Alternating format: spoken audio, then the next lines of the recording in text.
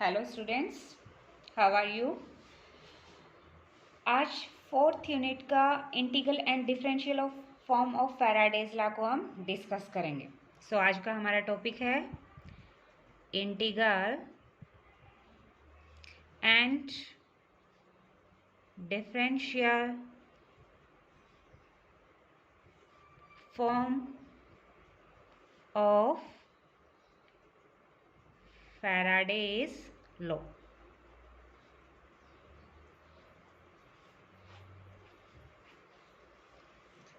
अब Faraday's law क्या कहता है कि अगर किसी भी सर्किट के अंदर अगर मैग्नेटिक फ्लक्स में चेंज हो रहा है तो the rate of change of magnetic flux is equal to the induced EMF. यानी जितना ज़्यादा मैग्नेटिक फ्लक्स में चेंज होगा उतना ही ज़्यादा क्या होगा, ईएमएफ इंड्यूस होगा। और अगर हम वो सर्किट क्लोज सर्किट लें, उस कंडीशन में करंट फ्लो होगी और करंट फ्लो की डायरेक्शन क्या होगी, यानी वो उन्हीं पोजीशन को क्या करेगी, अपोज करेगी, जिसकी वजह से वो क्या हुई है, इंड्यूस हुई है। तो according to Faraday's second law, induced EMF is equal to minus del phi by del T. यहाँ फाई क्या होता है, अपना मैग्नेटिक फ्लक्स, और ये माइनस किसको शो कर रहा है, डायरेक्शन ऑफ करंट को शो कर रहा है। अब मैग्नेटिक फ्लक्स की डेफिनेशन हम जानते हैं कि किसी को मैग्नेटिक फ्लक्स क्या होता है, किसी भी मैग्नेटिक फील्ड का एरिया इंटीग्रल। यानी according to definition of magnetic flux,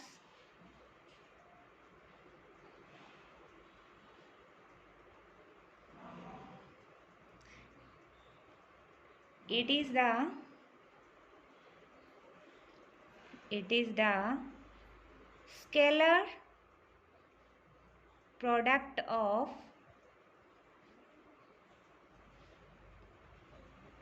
magnetic field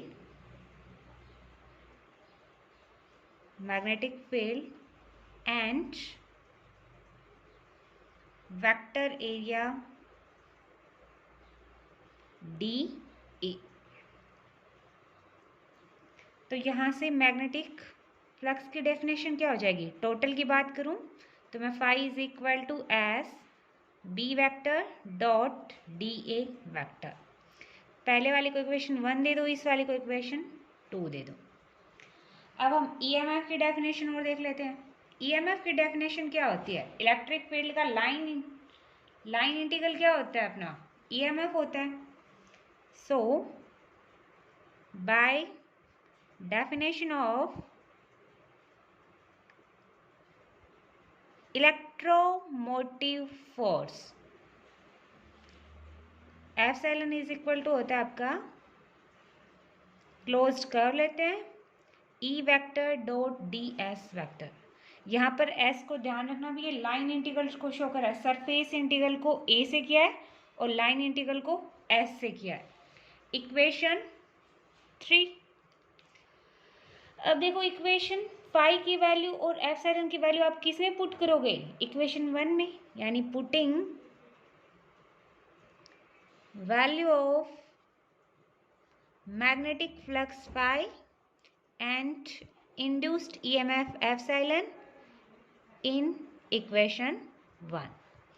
जब आप ये वाली वैल्यू पुट करोगे तो आपका क्या आएगा, E vector dot D S vector is equal to minus del by del T integration S, इसको सी से शो कर लेना भाई, एस को सरफेस इससे शो कर रहा है, B vector dot D A vector. Equation 4, और इसे ही हम बोलते हैं integral form of Faraday's law of electromagnetic. तो यहां से लिख सकते हैं, this equation is known as integral form of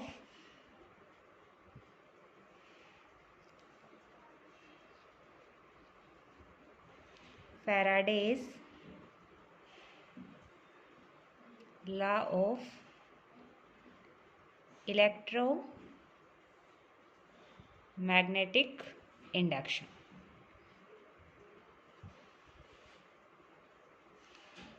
तो इस तरह से हमारे पास इंटीग्रल फॉर्म तो आ गई। अब हम कौन सी फॉर्म निकालेंगे? Differential form. डिफरेंशियल फॉर्म निकालने के लिए हम क्या करेंगे? ऊपर वाली इक्वेशन को हम क्या लिख सकते हैं?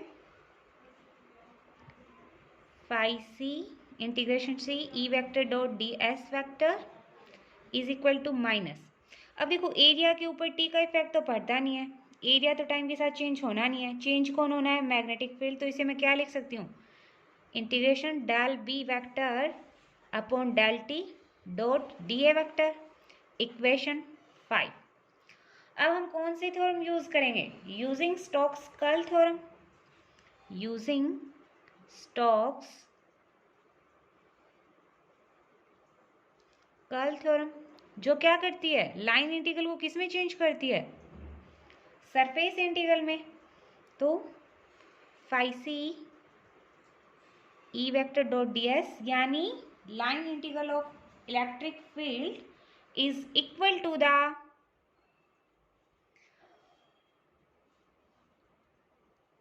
Surface integral of curl of electric field del cross E vector dot D A vector. अब अगर इसे हम थ्योरेटिकली बोलें तो क्या बोल सकते हैं कि स्टोक्स थ्योरम क्या कहती है कि किसी भी लाइन इंटीग्रल का इलेक्ट्रिक फील्ड किसके इक्वल होता है? उस इलेक्ट्रिक फील्ड के कर्ल के सरफेस इंटीग्रल के इक्वल होता है। तो ये वाली इक्वेशन 6।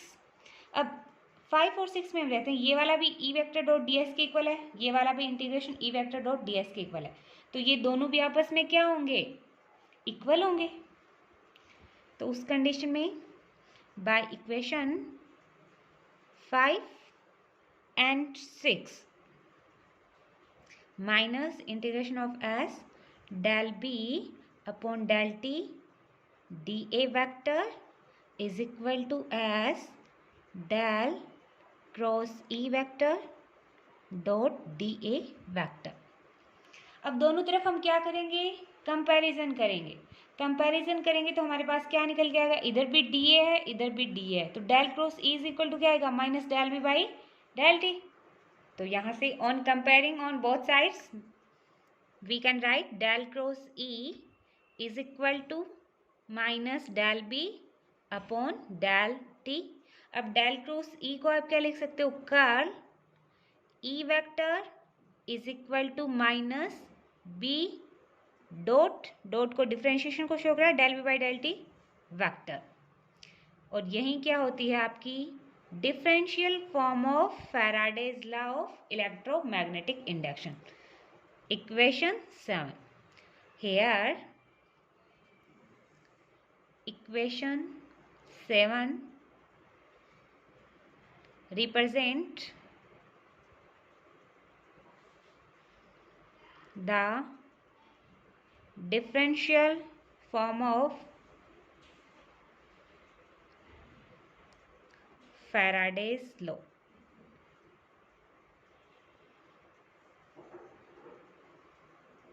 तो इस तरह से हमने इंटीग्रल एंड डिफरेंशियल फॉर्म निकाल ली। इंपॉर्टेंट टॉपिक है, बार बार आपके एग्जाम में पूछा गया। नेक्स्ट टॉपिक है अपना electromagnetic field, electromagnetic field and energy density. यहाँ पर हम इलेक्ट्रिक फील्ड के लिए भी एनर्जी डेंसिटी देखेंगे और मैग्नेटिक फील्ड के लिए भी एनर्जी डेंसिटी देखेंगे। अब देखो, जब मैंने आपको मैक्सवेल इक्वेशन करवाई थी तब मैक्सवेल इक्वेशन क्या कर रही थी? इंटीग्रल फॉर्म थी, सॉरी डिफरेंशियल फॉर्म थी इलेक्ट्रिक और मैग्नेटिक फील्ड का। वो 4 फंडामेंटल लॉ के ऊपर बेस्ड थी। उसमें हमने क्या देखा था? इलेक्ट्रिक और मैग्नेटिक फील्ड के बीच में रिलेशन को देखा था। यानी जब भी कोई इलेक्ट्रिक कोई भी वेव मूव करती है तो उसके अंदर इलेक्ट्रिक फील्ड और मैग्नेटिक फील्ड की डायरेक्शन क्या होती है, एक दूसरे के परपेंडिकुलर होती है। और जब वो मूव करती है तो उसके साथ एनर्जी भी क्या होती है, प्रोपेगेट करती है। तो इसी वजह से इलेक्ट्रिक और मैग्नेटिक फील्ड में जो एनर्जी एग्जिस्ट कर रही है उसे ही हम क्या बोलते हैं, एनर्जी डेंसिटी। यानी यूनिट वॉल्यूम, अपने स्पेस के अंदर यूनिट वॉल्यूम के अंदर इलेक्ट्रिक और मैग्नेटिक फील्ड में एग्जिस्ट एनर्जी को ही हम क्या बोलते हैं, एनर्जी डेंसिटी, या फिर energy per unit volume is known as energy density. तो सबसे पहले हम किसकी बात कर लेते हैं, energy density of electric field. Energy density of electric field.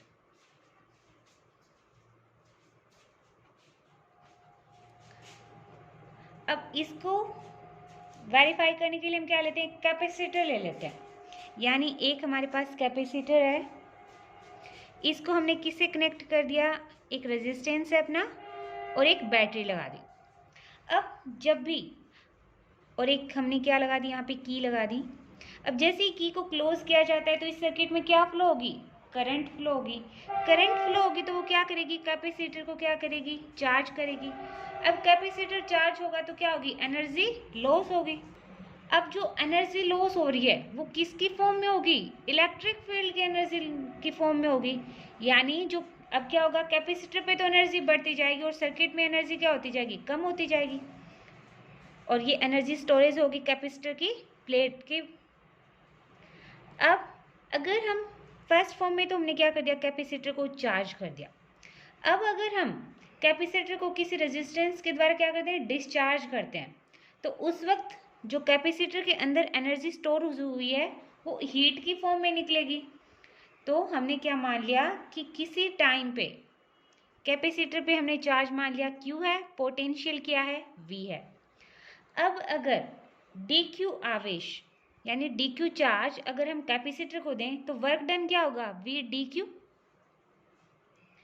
क्योंकि V इज इक्वल टू क्या होता है आपका पोटेंशियल क्या होता है, W बाई Q। तो यहाँ से W is equal to V Q और इस वक्त हम चार्ज क्या दे रहे हैं, dq। सो ये वर्क डन कितना हो जाएगा आपका, V dq। क्योंकि पोटेंशियल आपका होता है क्या है कि किसी भी यूनिट चार्ज को ट्रांसफर करने में, यानी एक पॉइंट पोटेंशियल डिफरेंस होता है आपका, किसी भी पॉइंट चार्ज को एक पॉइंट से दूसरे पॉइंट तक ट्रांसफर करने में आप जितना वर्क डन करते हो वो होता है आपका पोटेंशियल डिफरेंस। अब अगर कैपेसिटर की हमने क्या मान ली, कैपेसिटेंस हमने मान ली C, तो उससे कैपेसिटर को 0 से Q तक चार्ज करने के लिए हमें कितना वर्क डन करना पड़ेगा, W is equal to integration 0 to Q V dq। क्योंकि स्टार्टिंग में तो चार्ज अपना क्या है 0, और जब मैक्सिमम, जब वो आपका कैपेसिटर मैक्सिमम चार्ज हो जाएगा उस वक्त हमने चार्ज ले लिया Q है और वर्क डन अपना V dq है। तो इसका इंटीग्रेशन करेंगे तो हमें वर्क डन मिल जाएगा। अब हमें पता है कैपेसिटर का capacitance C is equal to क्या होता है आपका, Q बाई V।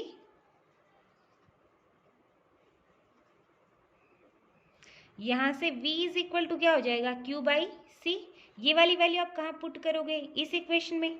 तो W इज इक्वल टू आपका क्या होगा, 0 to Q by C dq। अब आप इसका क्या करोगे, इंटीग्रेशन करोगे, Q dq को 1 बाई C तो बाहर आ गया और इसका हो जाएगा Q स्क्वायर बाई 2 और लिमिट है अपनी 0 to Q। अब आप लिमिट पुट करोगे तो W आपका क्या आ जाएगा, Q स्क्वायर बाई 2C। ये आ गया आपका वर्क डन किसी भी चार्ज को मैक्सिमम पॉइंट तक चार्ज करने के लिए। अब यहाँ पर अब हमें पता है कैपेसिटर के अंदर जो एनर्जी स्टोरेज होती है वो किसकी फॉर्म में होती है, इलेक्ट्रिक फील्ड की फॉर्म में। तो यहाँ पर जो वर्क डन होता है वो भी किसकी फॉर्म में होगा, स्टोरेज एनर्जी की फॉर्म में। तो W इज इक्वल टू मैं क्या लिख सकती हूँ, स्टोरेज एनर्जी इन कैपेसिटर। अब देखो W is equal to Q square by 2C है। Q इज इक्वल टू क्या होता है आपका, CV। जब आप ये वाली वैल्यू पुट करोगे तो उस कंडीशन में आपका storage energy W is equal to क्या आ जाएगी, 1 बाई 2 C V स्क्वायर। अब CV क्या होता है आपका, Q, देखो CV is equal to Q, तो उस कंडीशन में आपकी क्या आ जाएगी 1/2 QV। तो आप एनर्जी स्टोरेज को आपने 3 फॉर्म में लिख दिया। अब देखो हमने क्या लिया है, पैरेलल प्लेट कैपेसिटर लिया है, एक तरफ पॉजिटिव चार्ज चार्जिंग वाली बात हो रही है। अब देखो हमने मान लिया कि जो ये प्लेट्स हैं इनका जो एरिया है वो मैंने क्या मान लिया, A है, और इनके बीच की डिस्टेंस क्या है, D है, और इन प्लेटों के बीच जो अपनी परमिटिविटी है वो क्या है हमारी, एप्सिलॉन है। तो उस कंडीशन में हम Q इज इक्वल टू अपना क्या होता है, सिग्मा A, यानी मैं चार्ज डेंसिटी को हम किससे शो करते हैं, sigma is equal to Q by A, यानी charge per unit area is known as charge density. तो Q is equal to sigma A लिख सकते हैं। अब हमें पता है पैरेलल प्लेट कैपेसिटर की capacitance C is equal to क्या आती है आपकी, एप्सिलॉन A बाई D, जो मैंने आपको थर्ड पेपर के अंदर यूनिट सेकंड है उसमें आपको करवाया भी था ये। अब प्लेटों के बीच इलेक्ट्रिक फील्ड इंटेंसिटी देखनी है, यानी intensity of electric field between plates, E is equal to sigma by epsilon. अगर वैक्यूम होता तो हम क्या शो करते, एप्सिलॉन नोट से। इस वक्त मीडियम ले रखा है तो हमने किससे शो कर दिया, एप्सिलॉन से। यहां तक समझ में आ गया। अब देखो W इज इक्वल टू क्या था, W इज इक्वल टू अपना आया था Q square by 2C energy storage. अब हमारे पास Q की वैल्यू भी है और C की वैल्यू है। Q की वैल्यू अपनी क्या आई थी, सिग्मा A, तो यहाँ से क्या हो जाएगा सिग्मा A की स्क्वायर 2 ऐसे का ऐसा, और C की वैल्यू क्या आई थी अपनी एप्सिलॉन A बाई D। इसे आप जब सोल्व करोगे तो W इज इक्वल टू आपका क्या आ जाएगा 1/2 सिग्मा स्क्वायर, एक A से एक A कैंसिल हो जाएगा, D ऊपर चला जाएगा और नीचे क्या आएगा अपना एप्सिलॉन आएगा। अब अगर एप्सिलॉन को ऊपर नीचे मल्टीप्लाई करें तो उस कंडीशन में क्या आएगा 1/2 एप्सिलॉन सिग्मा अपॉन एप्सिलॉन की होल स्क्वायर AD। अब हमें क्या निकालनी है, energy density of electric field, जो क्या होती है आपकी energy storage per unit volume, यानी energy density of electric field is equal to the storage energy